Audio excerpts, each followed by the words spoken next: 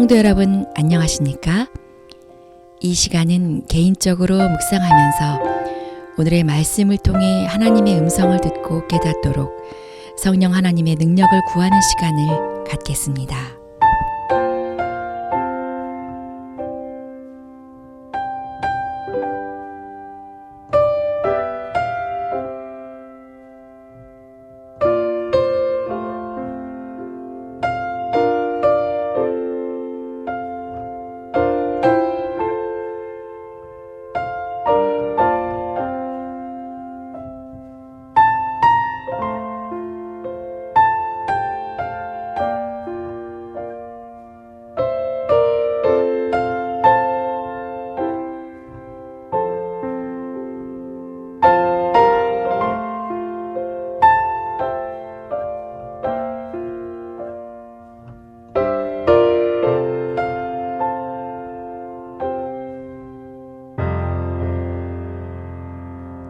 기도로 이 시간을 시작하겠습니다.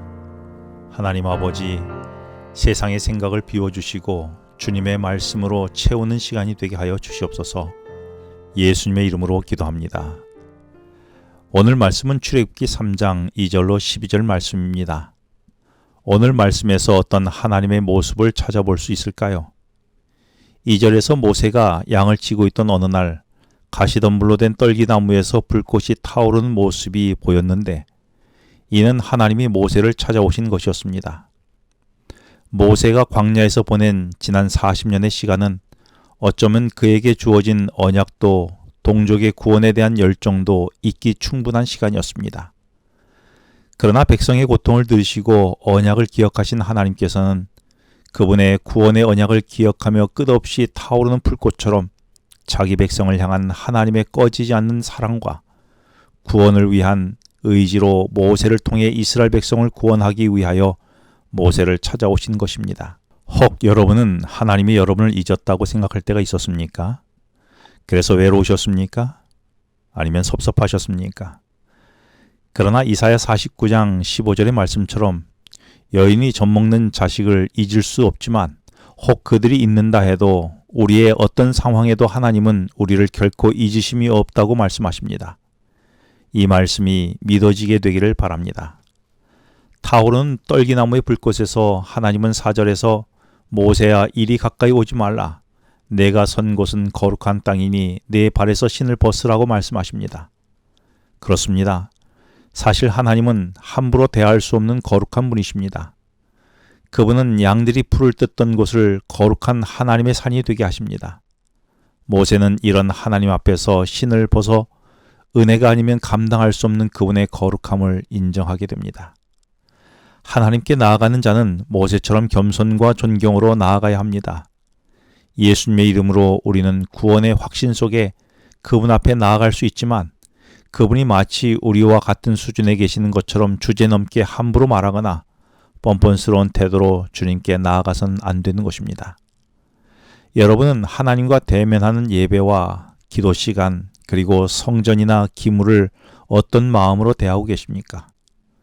또한 우리 자녀에게 어떻게 가르치고 계십니까?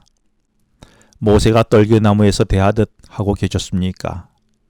어쩌면 지상의 통치자들의 앞에서도 감히 하지 못할 행동을 하나님의 집에서는 서슴없이 하고 있지는 않습니까? 하나님은 크게 존경받아야 하시는 분이십니다. 6절에서 하나님은 자신을 내 조상의 하나님이라고 말씀하시면서 아브라함과 이삭과 야곱의 하나님이라고 말씀하십니다. 이는 하나님은 모세의 조상의 하나님일 뿐만 아니라 이제 모세의 하나님이 되실 것이었습니다. 그렇다면 그 하나님은 오늘 우리의 하나님이지 않겠습니까? 7절에서 이어 하나님은 내 백성의 고통을 분명히 보고 부르짖음을 들어 그들의 근심을 알고 있다고 말씀하십니다. 그래서 8절에서 그들을 건져내어 가나안으로 인도하시고 약속의 땅에 이르게 하실 것이라고 말씀하십니다.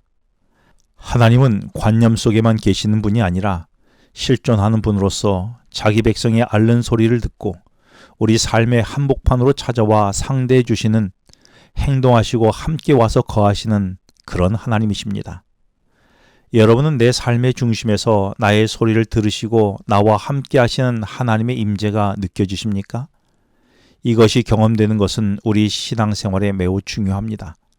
성령의 도우심으로 이것이 경험되기를 바랍니다.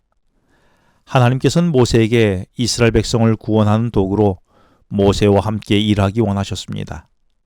그래서 8절에서 하나님은 모세에게 이스라엘 백성을 애굽의 고통에서 구원하기 위하여 애굽으로 가라고 말씀하십니다.